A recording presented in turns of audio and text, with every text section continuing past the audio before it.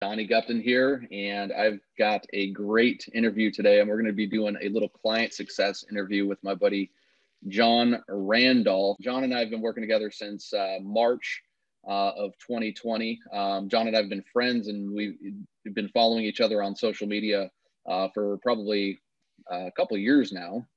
And John owns a CPA staffing and recruiting firm in the Dallas, Texas area. And we're going to talk about John's journey today. We're going to talk about his success using the relevant recruiter method. So John, thank you for joining me. You're more than welcome. Glad that we finally were able to get together and get this done. It's only been what, 2 weeks, 3 weeks in the making? Yep. And as you know, this one hasn't been without its own challenges. No. I was sharing with John beforehand that I had to just leave my office because our entire community's internet went down and right before this interview here. So I had to come race home and get on top of this here. So yeah, it's the universe has been trying to keep us away from these interviews, John. Yep. Apparently something good's going to come out of it. So it hasn't been wanting to occur. So hopefully we'll do something right. Exactly. So John, I mean, before we get started, it looks like you're sitting in a child's chair there. I mean, what's going on? So that was supposed to be our secret. Okay. Yeah, I'm part of our church's staff and done that bivocationally for years. And Tuesday, I'm usually up here for a staff meeting. But there's a guy that started and he and I are splitting some duties. So I figured I'd come up here and work today, knowing that we were going to do this as well. My daughter works for me 2 to 3 days a week as one of our recruiters. And so I tried to find a room that was separate from her, that I wouldn't be, bothering her while she was doing things. And I found a room that I thought had normal human-sized chairs in it until I sat down in this chair and I'm about 8 inches off the ground. It's one of those little chairs that you find in a kindergarten classroom. So it looked normal to me, but looks apparently can be deceiving. Either that or I need glasses, one or the other. Yeah, that's good stuff, man. That's good stuff. Sorry, I know John just shared that with me right before we got on here, and I was having a good laugh about that. So for those of you that are joining live, feel free to pop in with any questions you have, about John and his recruitment business. But John, as we dive into this thing, man, how have you, tell us a little bit about how you got into the space and your journey to starting your own recruiting business, where you started in the recruiting industry and the whole background. So I don't think anybody gets out of college with the mindset of I'm going to be a recruiter. Even in today's world where you've got degrees that are driven into human resources, talent acquisition, I don't think that anybody graduates from college and says, this is what I'm going to do. I played college baseball, graduated with a degree in journalism and marketing. And first job out of college, I was a sports writer in Albuquerque and got my first W-2 and realized that I liked the finer things of life, like a house and a car. My first year as a writer, I made $14,692. And I remember exactly to the T what it was. And thought there's got to be something different. I did not invest 4 years of my life to come out of college and do this. So I threw everything I had in the car and moved to Houston and answered an ad in the newspaper for a marketing analyst and went on an interview, went through 2 or 3 interviews. The company made me an offer and I accepted the offer. It was a recruiting firm. I had no idea that recruiting firms existed. I'd had 4 jobs in my life up to that point, and which included 4 interviews and 4 offers. So I didn't know that people needed help getting jobs. So they made me an offer, and my first day on the job, I walked up to my boss at noon and said, hey, how do we get paid and when do I get paid? And she kind of chuckled and said, did Steve not talk to you about that? And Steve was a manager in another division. I said, well, we started kind of talking about money, and Steve was really this older, cocky guy, and Steve was telling me how much money he made, and I kind of got tired of listening to Steve, and I nicely had said to Steve, can you offer this job to me? And he said, no, I can't. Leisha is the only one that can do that.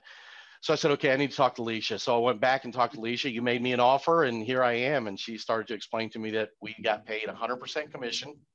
You make a placement, you make money. You don't make a placement, you don't make money.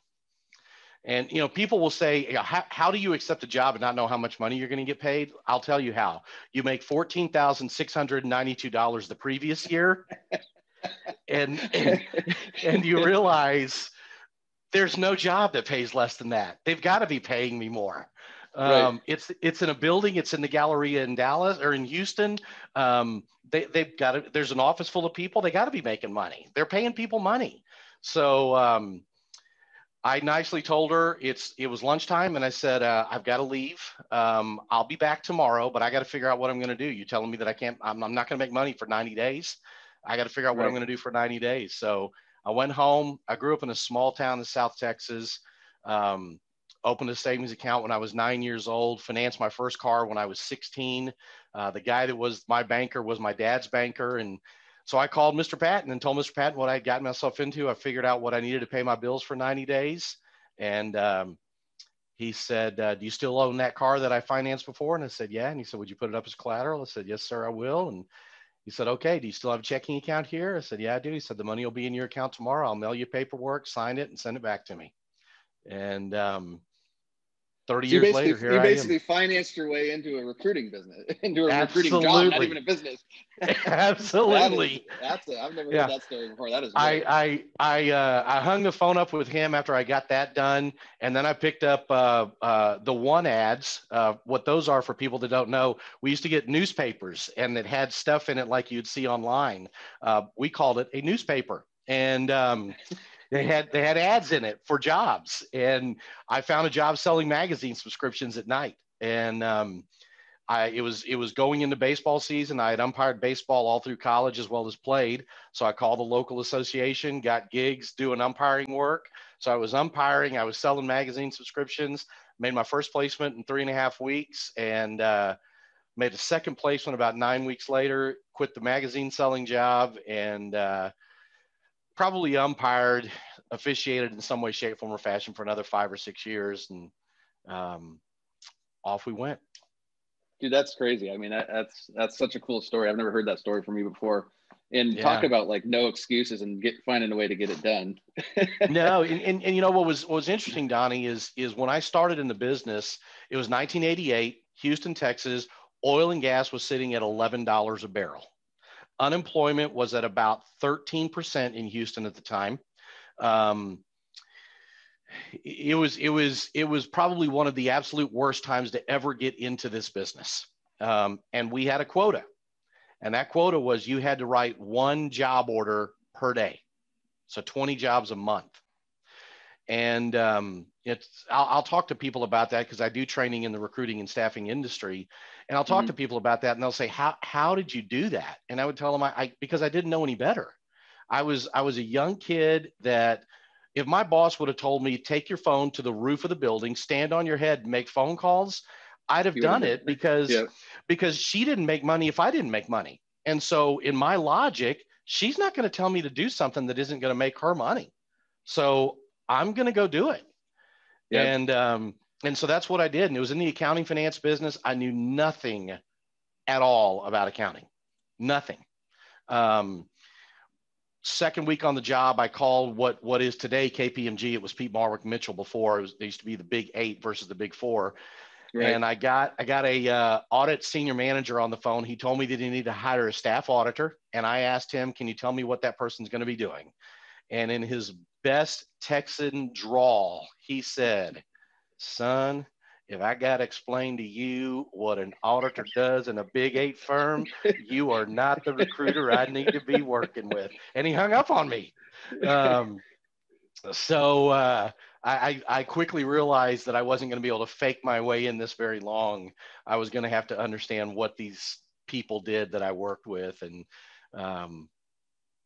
I kind of became a student of the game at that point. I was very blessed and had a great mentor when I first started in the business. And one of Alicia's mantras that she just beat into our heads was always maintain a student mentality. As long as you have a student mentality, you will succeed at anything that you do.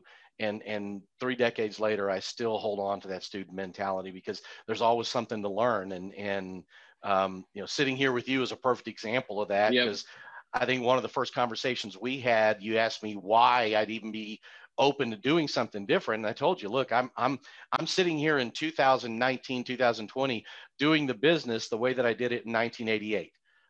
There's got to be something different. There's got to be a better way. Yeah. And so that's kind of how we ended up here. Yep. No, you're definitely, I can second it. You're a student of the game. There's no doubt about that, man. So at what point did you decide that, hey, I'm going to leave working for somebody else and I'm going to start building, my own dream? What was that? When did that transition happen? I spent 15 years, 16 years with 2 large major staffing firms. I started my career basically with Robert Half, and then went to work for a company called Romac International. And through multiple acquisitions, when I joined the company, we were a privately held 13 office, $30 million entity that started going through kind of a reinvention of ourselves. Went public, a secondary offering, a third offering, 27 different acquisitions. We became Kforce. Changed the name of the company to Kforce in 1998. And ultimately was the VP of operations for the southern half of the country for our healthcare staffing business. I had moved into healthcare. And 2003 decided, again, there's got to be something different. Loved the people, loved what I was doing, but the company was not what I went to work for 9 years prior.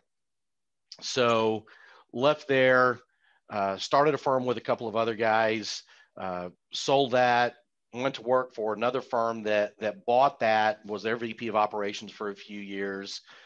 And in 2008, I just kind of threw caution to the wind. I had traveled for 13 straight years, was on a plane 2-3 times a week, basically missed the first 10 years of my oldest daughter's life. And 2008, she came into my bedroom. I was packing to go somewhere on a Sunday night the next day. And she said, where are you going this week, Dad? She was 10 years old, and I don't know where I was going. We talked about it. She was walking out of the room, turned around and said, I wish you were home a lot more, Dad. We love having you here. It was right in my heart. And I've always had a great relationship with my daughters. And she left, walked out, and 2 weeks later, sat down with my wife and said, I don't know what I'm going to do. I don't know how I'm going to do it, but I'm going to quit and we will figure it out. And I quit and started a consulting company, which is what we have now, Benaya Consulting Group. And I did some training in the industry. I did some employee coaching, some sales training. And it really wasn't until 2018. I've been doing a lot of training again and came home, was frustrated about going back to the same people and training them. You may understand this, training them on the same thing I trained them on before that they weren't doing, and banging my head on the wall. And my wife, in her infinite wisdom, I always joke and say that the Holy Spirit's voice sounds a lot like my wife's at times.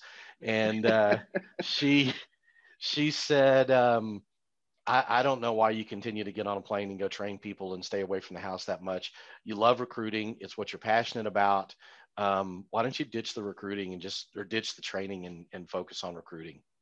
And so about 6 weeks later, that's what we did.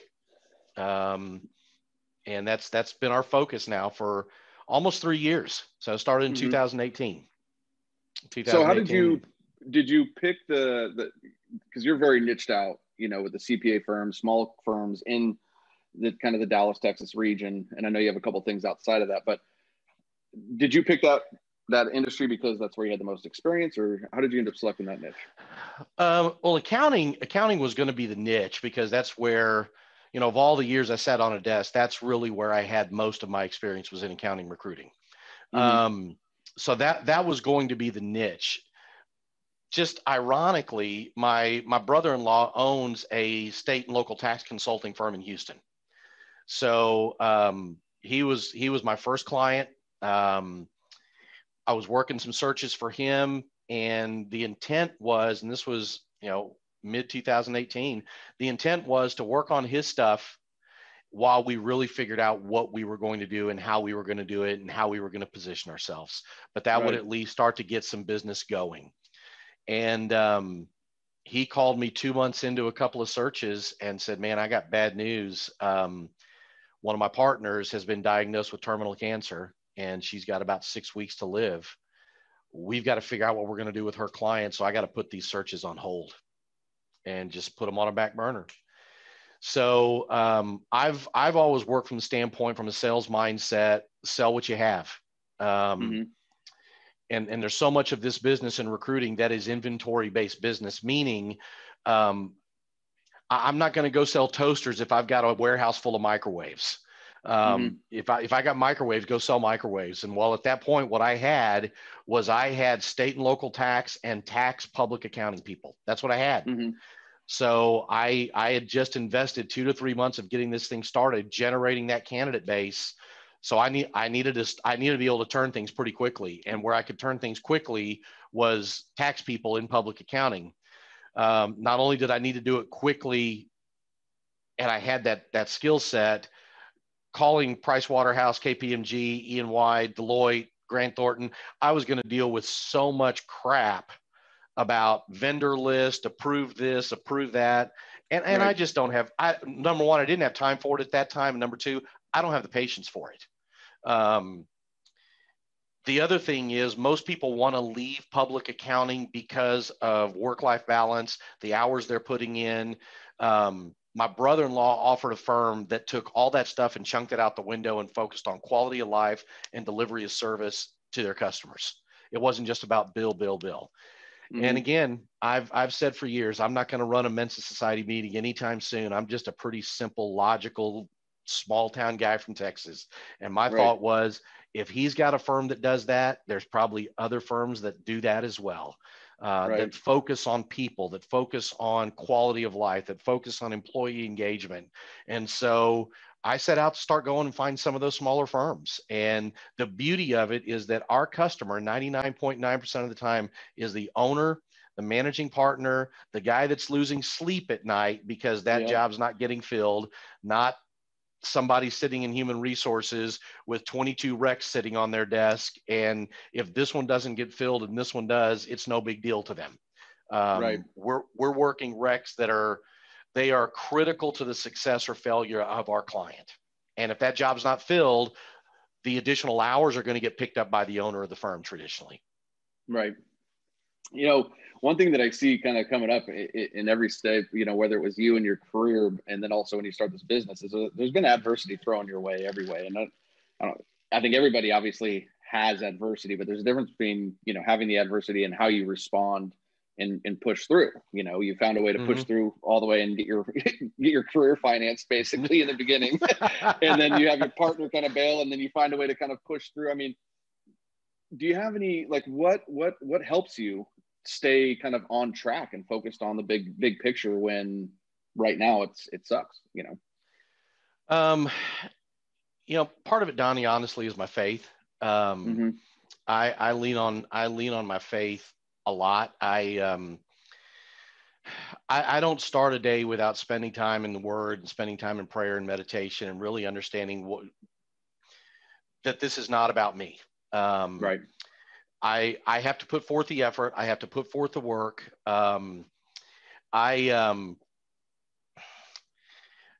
a heart perspective, from a spiritual perspective, Donnie, my mindset is we were designed to work. We were created from the very beginning to work.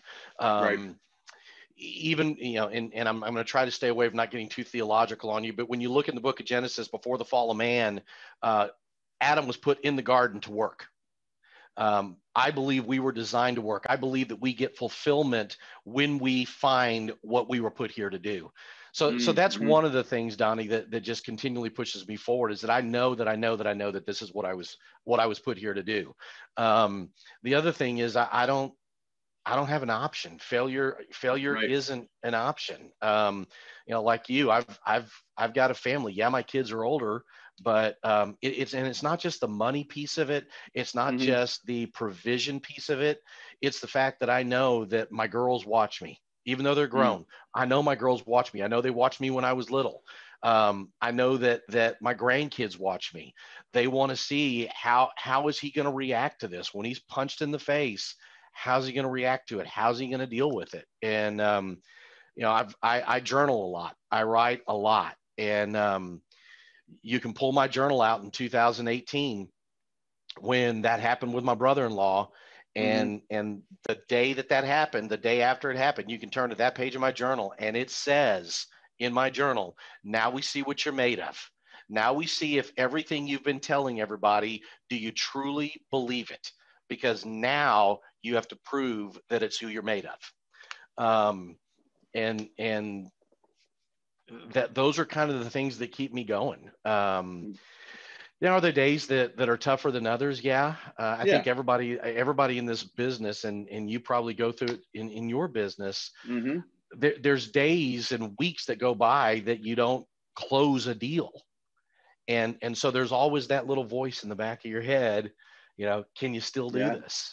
And my business is very cyclical now because of the space that we're in. And you throw COVID into the mix. And then you throw the time of year last year that all of that happened. We went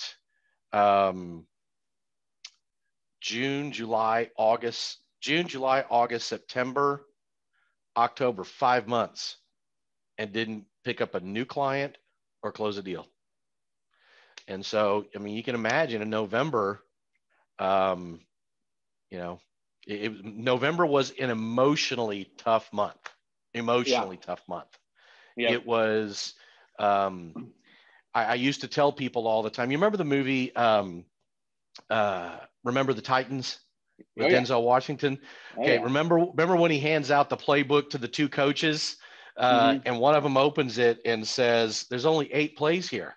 And he says, it's the Veer offense. It's like Novocaine. Just give it a little while, it'll work. Right. I would tell people all the time when I would train them that this business, there's processes associated with it. Don't get caught up in just do the process, just trust it. It will work.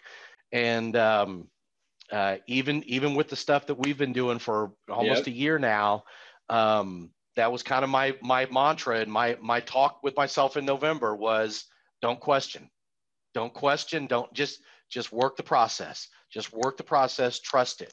It will work. Yep. Dude, that's so inspiring, you know, how you're lighting your fire, how you're keeping your field going, you know, and you've identified what your why is, you know, and why you're here. And I agree. I mean, I believe that we are, you know, happiest when we're contributing and we know what our why is, why we're put on this planet, why we're, you know, here to contribute, you know. And it's for me, getting into the coaching space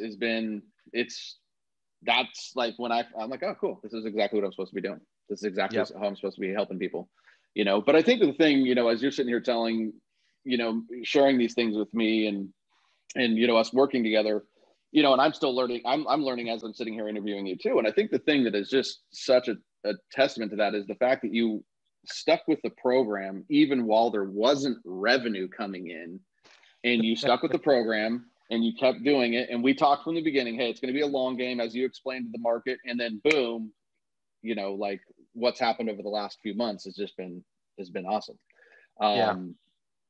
So, I mean, kind of transitioning into that, I mean, prior to us working, you know, together, I mean, what was your, you know, how were you obtaining new clients? The same way I've done it for 30 years. You know, you sit down and you put together a list of 100 people you're going to call today.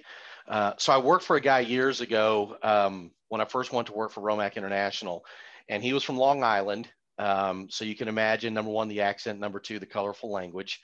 And he called me youngster, and he would tell me, youngster, you need to plan 100 calls a day, 100 calls a day. And at this point, I'd been in the business 7, 8 years. And when I left Half, I was a top 10 producer worldwide for Half. Started the office for Romac International in Dallas. And so I just always held that mindset, because Johnny came into my office one day in Dallas when I did the startup for Romac.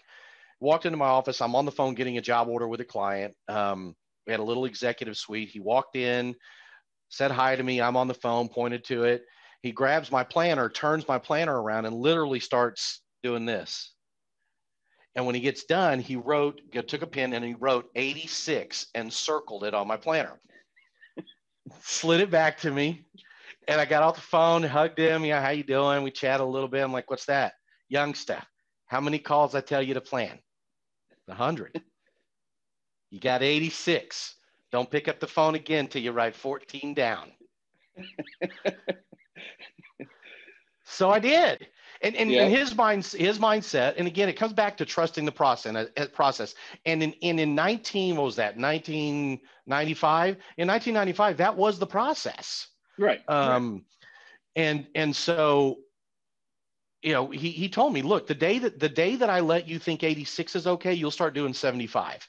And the day that I let you think 75 will be good, you do 50. And sooner or later, you're doing none. And youngster, I got to fire you at that point. So, yeah. I mean, so you just trust the process, you do it. And so for 30 years, that's been the process. And, I don't know, somewhere along the line in 2018, my LinkedIn profile connected with your LinkedIn profile. And I just I tend to be a very trusting person on the front end with a lot of stuff, but there are things that I watch a long time. And, and I watched you. I watched your delivery. I watched your message. I listened to your message. We connected on a couple of calls. And what I look for is I look for authenticity. I look for honesty. I look for consistency. I look for not somebody that's just riding a wave and is going to change. Somebody that is committed to doing something a certain way because that tells me they believe in it.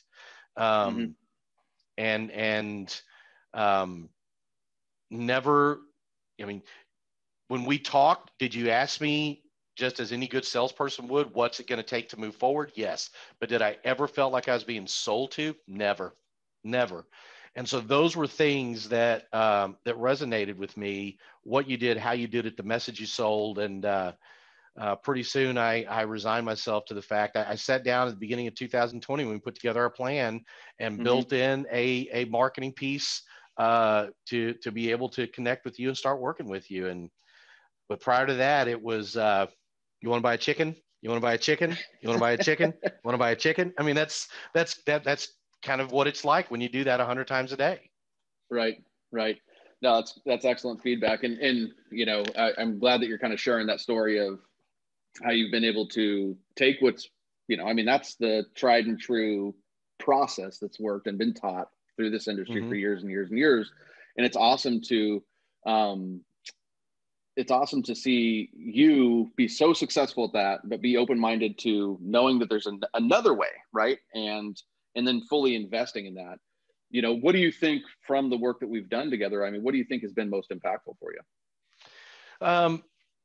When you and I were talking early on, and I don't remember if it was before we started actually working together and we were just talking, or if it was shortly after that, but one of the things that I always try to get my salespeople to understand is that we've got to touch that customer 9 to 10 times at a minimum before that customer even begins to listen to us. Right. There's no tried and true way of touching that customer. It could be a phone call, it could be an email, it could be a handwritten card, it could be dropping by their office with a box of donuts, whatever it could be. They fill their job through another recruiting firm, and you make a note that Monday, the 1st of February is when that new person's supposed to start from the other recruiting firm, and you're the one that does a start call to see if the person showed up. Just little things like that you do to touch that customer. And you and I were talking about it, and you said, John, what you need to understand is that you still need to touch that customer. There's just a different way of doing it. And this was even before COVID hit and we had a lockdown and you couldn't go out and see a customer. Right. So when you said that to me, it finally clicked that if my customer can see me every day on LinkedIn, and not just on LinkedIn, trying to sell what I do or market a candidate or something like that, or talk about the positions I have open, but bringing value just as I would when I would sit in front of them and we would talk about things going on in the market and in the industry and challenges they're having and frustrations they're fighting through. If I could take that and package it in a way on LinkedIn in 1,300 characters, and and get them to see that every day, maybe 2 times a day. There's a better way of doing this. Right. And so that really helped me a lot. That for me, that was really when the light went on. Right. When, and so that's kind of what I've tried to do. The thing that's really been interesting to me through this, Donnie, is, and I think I've talked to you about this, is my intent and my focus when I did this was to start to get more clients and reach more clients and interact with more clients. But while we've had success on the client side, it's really been the engagement with candidates that has been something that I knew that was going to be something I was going to need to focus on. But I'll tell you right now that probably 85 to 90% of my content has been client-driven content. Right. Right. But it's you're attracting candidates from that. Yeah. Yep. Yep. And I think and thank you for sharing that. And that's such a big thing that I think a lot of people kind of overlook, that when you're talking and you're creating a good message for your client market, as well as creating a good message for your candidate market, they're both watching. And that still is adding value to both people, because if you're marketing and trying to teach your client something that the candidate likes, they're going to like you that much more, and vice versa, and yep. And I know there's a couple people that are on here today that were interested on, hey, does this method work for, developing and sourcing candidates, right? And I've had several other people that have been able to, use it in this way. But I think with what you're seeing from just your content and the attraction is pretty amazing. Yeah, again, when I first started, I would literally think through, okay, if I post today something for clients, I'm going to have to post something for candidates. How do I balance that? Okay, well, wait a minute. Yesterday I did something for candidates, so now I need to do something and probably 6 months ago, my brain does not work that well. It just doesn't. So, it's kind of like a bowl of spaghetti sometimes. And so right. I chunked that out the window and just said, look, just focus on content. Who cares what it is? Now I'll still look at stuff, and I'll still look and see that, 4 or 5 days in a row, my content has been client driven. You need to think about something on the candidate side of things. But I let that go probably about 6 months ago and just focused on just generate good content. Just generate good content that brings value, that doesn't sell. And that's one of the things that 2 new clients that I've started working with both said is whether it was through the messaging that I was sending to them or the stuff they saw online, the comment they made was, one of the things I liked about what you're doing is you're not selling. Yep. Yep. Yeah, I think I am selling, but we're not selling. Right. Well, it's funny. I was actually, it's like, has your doctor ever cold called you? Right. Your doctor's never cold called you, to tell you, in this situation, hey, nobody's cold calling you saying, hey, you need to come down here and get a vaccine. Right. Right. But if you go into the doctor and he tells you, hey, John, you need to do this, in most situations, this isn't a universal statement, in most situations, you don't question the doctor. Right. Hey, you come in, you have the flu, you need to take this medicine. Okay. Why is that? Because the doctor's viewed as an expert. It's positioning, right? So do you feel like with that, kind of that example you just gave, like the way I look at that is now the market's viewing you as the expert. You're not having to knock down their door. They're coming to you saying, hey, John, I've seen your stuff. You tell me what to do now. I think that there's some of that's occurring. And I think that, one of the things that one of the things that I struggled with early on in this business was that I'm not an accountant. To this day, I'll still get questions from clients, are you an accountant? Are you a CPA? Or we'll be in discussions and they'll say things like, well, you're a CPA, right? And I'll tell them, look, I'm lucky to spell it, let alone know what it takes to get one. But every now and then I'll get the client that asked before, and I struggled with it, was, well, then how can you find this person for me? And I'll be honest with you, I've had a couple of people that I've talked to about you, and they've asked me, well, he's not a recruiter. He's not a recruiter. How can you work? And I tell them the same thing that I tell them, look, when I have a client ask me, are you an accountant? No. Well, then how can you find accountants? I tell them, look, all the time, if you're looking for me to come be the guy that does this job, man, you're barking up the wrong tree, because I will screw your books up. I promise you that. I am not that guy. But if you're looking for somebody to find this guy for you, I'm pretty stinking good at that. And that's what I've said to people when I'm talking about you. Is he a recruiter? No, he's not. But you know what? The last time I went to my doctor, I didn't check to see if he was a recruiter before he became a doctor. I could care less about that. What this guy knows is he knows social media, marketing, positioning, and how to do that. And he just chose by chance to do it in our space, and we get to benefit from that. Mm-hmm. No, I mean, I appreciate you handling my rebuttals for me, John. I mean, but that's exactly what it is for me. Is I get the same thing, right? Oh, well, you're not. Well, why would you want to learn digital marketing, social media marketing, and general positioning and branding from a recruiter? Wouldn't you want to learn that from somebody who's an expert in that, right? Same type of thing. So, and I think that goes into, no matter if we're talking about your story, my story, there's always a level of kind of imposter syndrome. Like, who am I? I'm not a CPA. I can't, there's those stories always kind of show up, So for those of you who are listening, if you ever feel that way, if you feel like you're a little bit out of pocket sometimes, it's okay. It's just a part of it. It's a part of your journey, as long as you're committed to, serving your clients at the highest level and things like that. I mean, there's a lot of different ways into it. And at that point now, like, I think that was more relevant, 4 years ago, but like now I've been in the space for a long time. I don't consider myself to be an outsider of the staffing and recruiting industry. Like, I'm an insider. I've helped hundreds of companies doing it and things like that. So, and obviously, you're proof that what we're doing is working, right? So, absolutely. Yeah. What was kind of the most surprising thing to you, like, as we started working together, that either came up in the program or working with me specifically? Like, what kind of was the biggest surprise?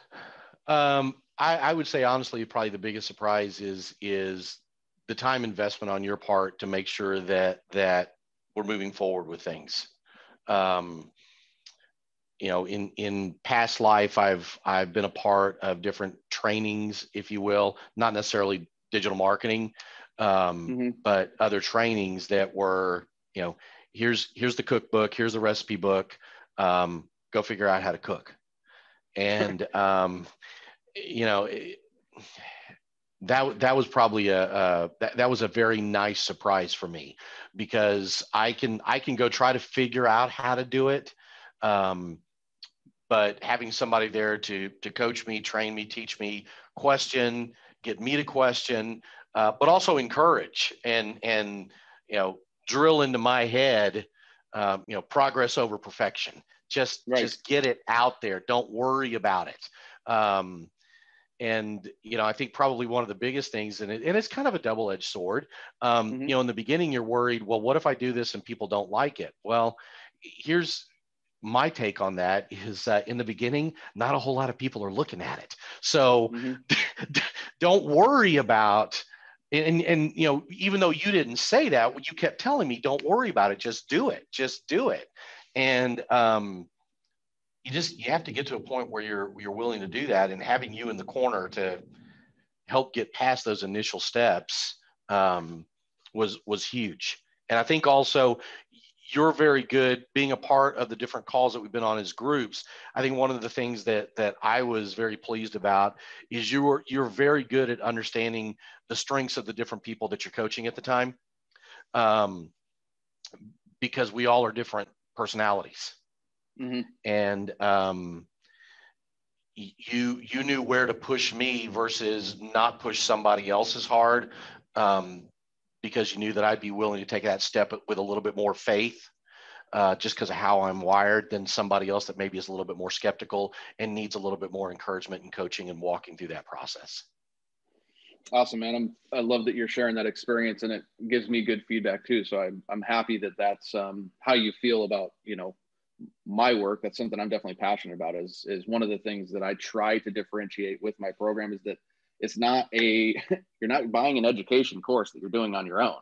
This is an action-based mentorship program that we're going to do together. You don't need to do this on your own.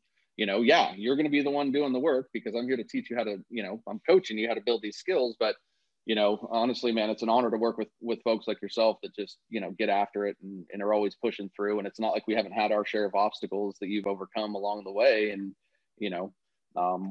just kind of how we've talked about the long game, how you bought into the long game. You fought through the long game with faith, even when it wasn't working the exact way that you wanted it to, maybe even I wanted it to. And then now, everything kind of unfolds. And I think it's just, it kind of goes back into the exact thing that you were saying in the beginning of the call is you're a student of the game, and you continue to do the same things, man. So I really appreciate that. It has been a process that I've had to kind of believe in and just move forward with. Because, I don't know of anybody in the world that we live in today that is not engaged in social media, that does not, look at, number of views and number of likes and things along those lines. And so it's very easy if we take those things from a surface standpoint to wonder, right, is it getting traction? And again, another thing that I just had to buy into is a comment that you made on one of our calls. And again, I don't know if it was just you and I or a group call, but understanding that, look, just because someone didn't comment, just because someone didn't like it, doesn't mean they didn't see it. Right. How many times do we scroll up and down through our feed and never comment and never like, but we see something that catches our eye? Yeah. And again, just buying into that and understanding that and knowing, knowing that we've got to touch that customer, and hearing myself in the back of my mind say to my sales reps in the past, look, I don't care if you see them. I don't care if you talk to them. The fact that you went by their office, you wrote a note, you left it with their assistant that said, hey, I was thinking about you. I came by today. It at least keeps you top of mind. And that's exactly what being present on social media does is, when that guy has an opening, he says to his assistant, hey, that crazy guy that I was always talking to you about that posts that stupid stuff on LinkedIn, or that survey I sent you to print out for me that guy sent me, who is that again? What's his name? And I've had a couple of situations like that. Yeah. Yeah.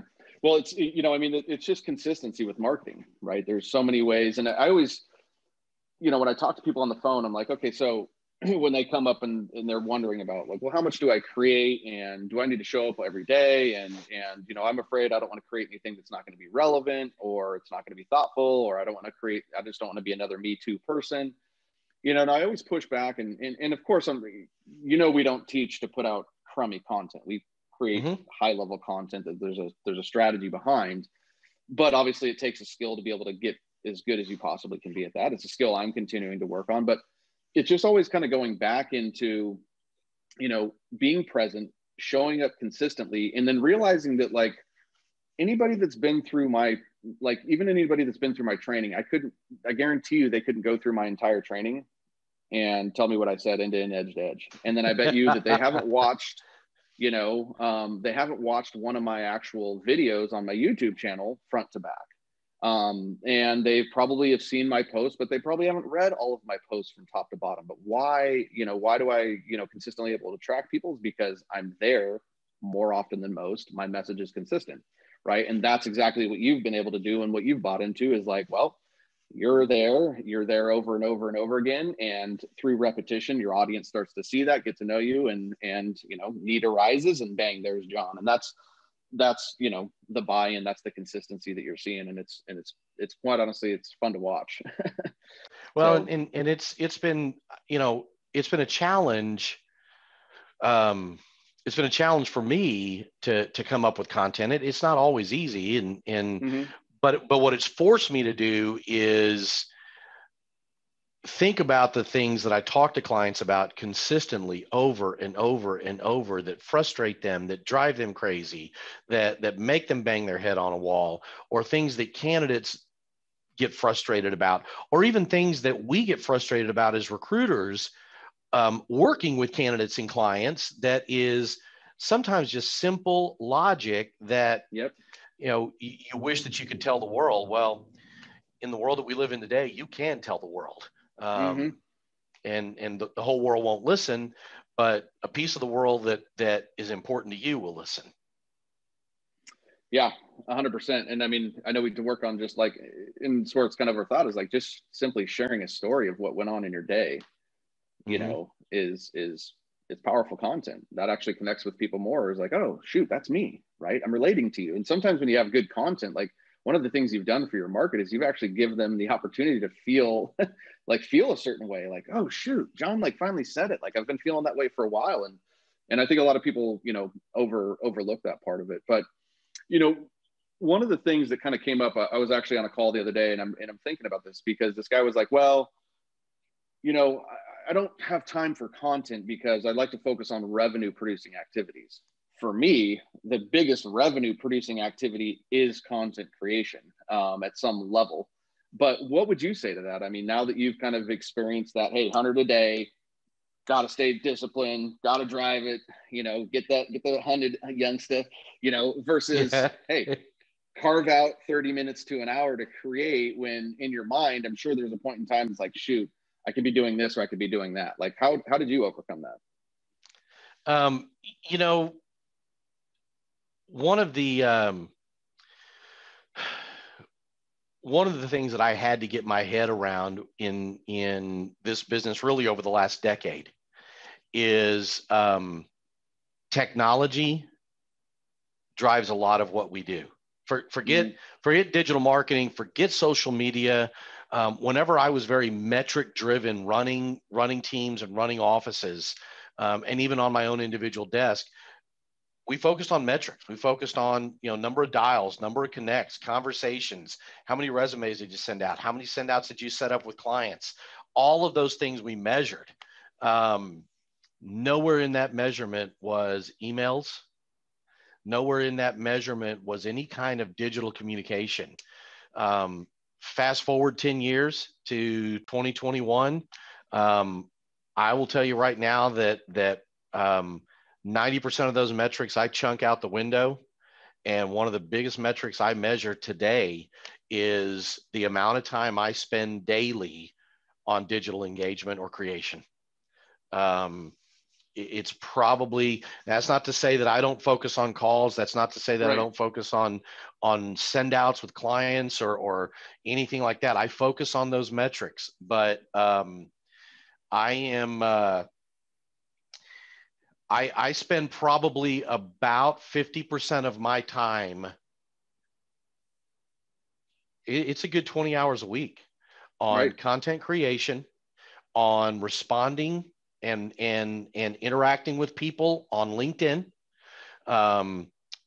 responding to their posts, sending messages back and forth, because those things lead to offline connections and communications and phone calls and Zoom calls that eventually turn into new clients, new candidates that become placements. Yep. So I'm one of those weird guys that laughed at their dad that got up at 4:30, 5 o'clock in the morning and couldn't figure out why they did it. I'm that guy now. I'm up at typically 4:30 in the morning, 5 at the latest. I spend about an hour in my quiet time. 3 days a week, I hop on my my bike and I ride my bike, not outside, inside. And while I'm doing that, I'm listening to a podcast. And it's usually something about our industry, or it could be something that somebody I connected with on LinkedIn that's a client, potential client, target client, candidate, something that they liked, something that they made a comment about. I save it, I go back and listen to it, then I can go back and have a conversation with them about it.